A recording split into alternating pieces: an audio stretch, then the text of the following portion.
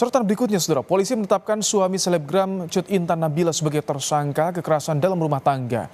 Dari hasil visum, korban terluka di punggung dan kepala.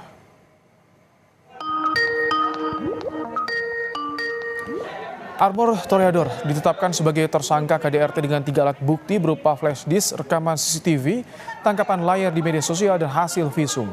Selain KDRT, tersangka juga dikenakan pasal kekerasan terhadap anak.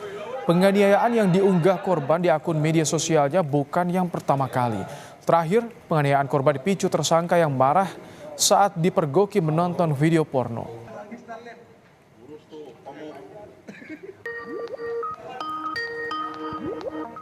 Pada kepala atas, sebelah kiri, pipi kiri, punggung kanan, dan luka benjol pada kepala atas, kiri, dan dahi kanan, serta didapati juga luka lecet pada dahi sebelah kanan, pipi kanan, leher sebelah kiri, lengan atas kiri, dan tungkai atas kiri akibat kekerasan benda tumpul. Diduga anak ketiga dari korban juga mengalami tindakan kekerasan.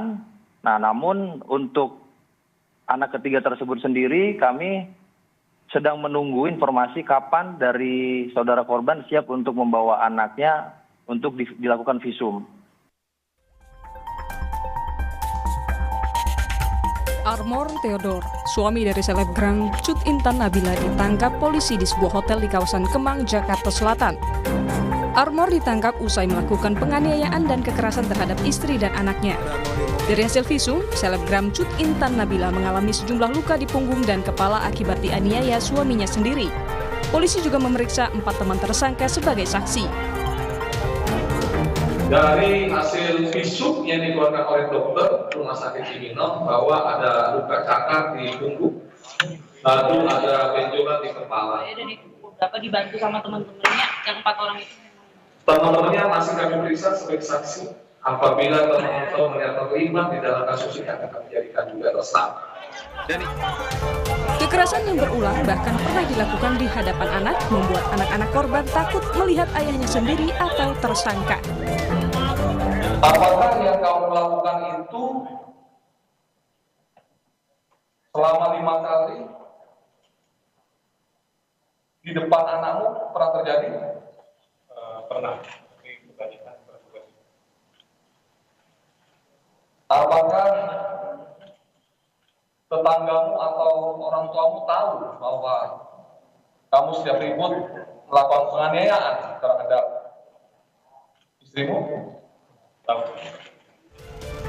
Sementara itu, ayah korban mengaku tidak tahu anaknya menjadi korban kekerasan dalam rumah tangga. Iya cucu om, Ya. seperti apa nih om? Nanti hukum lah yang ini kan. Om tadi Tapi melihat Kak Intan sudah menutupi ini sekian lama om, melihatnya seperti apa nih om? Kita juga nggak tahu.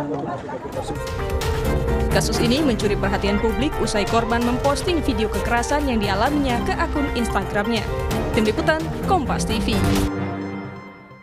Kasus KDRT yang dialami oleh selebgram Cut Intan Nabila selama 5 tahun pernikahannya menimbulkan kemarahan publik karena sang suami menganiaya pasca istrinya belum lama melahirkan dan di dekat bayi mereka. Lantas bagaimana seorang korban KDRT bisa menyembuhkan traumanya? Kita bahas bersama psikolog keluarga Novita Tandri. Selamat petang Mbak Novita. Selamat petang Mas Baik, Baim. Mbak Novita, ini tentu membuat geram. Upaya hukum, jeratan hukum seperti apa yang bisa diterapkan agar pelaku KDRT jera? Sebenarnya kalau kita lihat sudah ada undang-undang terhadap kekerasan dalam rumah tangga gitu ya. Kalau bicara kekerasan fisik di sini, kalau dilihat dari nomor 23 tahun 2004 ini melanggar pasal 44 sampai 53. Jadi kalau dilihat hukumannya adalah maksimal 10 tahun penjara, kalau sampai meninggal dunia 15 tahun penjara.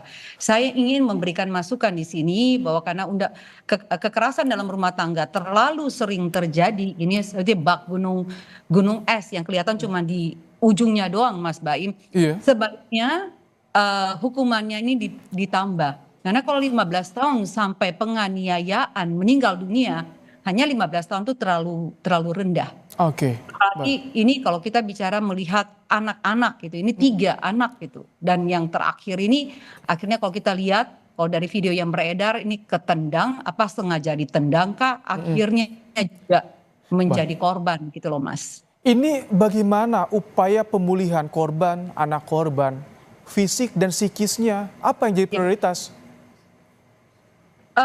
Semuanya menjadi prioritas, baik menjadi ibunya dalam hal ini Mbak Cut Intan maupun ketiga anak-anaknya. Harus diperhatikan bahwa anak-anak yang pertama dan yang kedua yang sudah cukup besar untuk bisa merekam dengan panca indera mereka, dan kalau ini tidak mendapatkan pendampingan dari psikolog anak yang tepat, dan ini bukan untuk jangka pendek tapi jangka yang panjang, supaya traumatik ini tidak terbawa sampai mereka dewasa, karena anak-anak yang menyaksikan kekerasan dan terekam di dalam otak mereka, di mana pertumbuhan otak yang paling pesat itu 80% di bawah usia 5 tahun. Nah kalau ini terekam, anak-anak juga akan menjadi modeling kan, mencontoh bahwa segala solusi daripada sesuatu yang saya tidak suka adalah dengan kekerasan. Baik, Mbak Novita, bagaimana lingkungan terdekat keluarga bisa mendeteksi atau peka ini ada terjadi KDRT? Sebenarnya mulai dari korban sih, mulai dari korban sendiri yang harus bicara. Kalau sampai 5 tahun dalam pernikahan dengan sampai punya 3 anak dan ini terus menerus terjadi, mestinya korban yang harus bicara. Jadi korban harus tahu haknya sebagai seorang istri dengan adanya penghapusan kekerasan dalam rumah tangga. Dia harus tahu haknya itu loh, kan tinggal di Google ya kita melihat hak sebagai korban daripada kekerasan ini. Harus pick up Mas Baim, harus bicara bahwa dia tidak sendirian, karena ini tidak boleh dibiarkan apalagi sampai 5 tahun dan menimbulkan bukan saja traumatik secara psikis tetapi juga secara fisik kan, kalau kita lihat dari hasil visum barusan disebut dari berita di TV ini. Mbak Novita, tapi sedikit nih singkat saja, kebanyakan kasus KDRT ini korban merasa iba kepada pelaku setelah pelaku meminta maaf. Bagaimana kalau dengan kondisi seperti itu? Sangat tidak sehat Mas. Yes, betul, dia adalah suami, dia adalah bapak dari anak-anakmu. Tapi harus ingat bahwa kekerasan yang dilakukan, yang disaksikan oleh anak-anak tidak akan membuat anak-anak ini baik-baik saja ke depannya dengan menyaksikan kekerasan yang dilakukan harusnya oleh seorang ayah yang menjadi pelindung terhadap istri yang adalah ibunya dan juga terhadap anak-anaknya Mas. Jadi harus bicara, harus di stop. Kalau perlu harus pendampingan psikolog. Kalau memang punya gangguan kesehatan mental dan jiwa dari pelaku ini dengan anger management, rehabilitasi lah. Gak boleh dipersatukan di dalam satu pernikahan sebelum mendapatkan assessment dan screening. Terima kasih untuk pandangan Anda, Mbak Novita Tandri, psikolog keluarga dalam program Kompas Petang sore hari ini.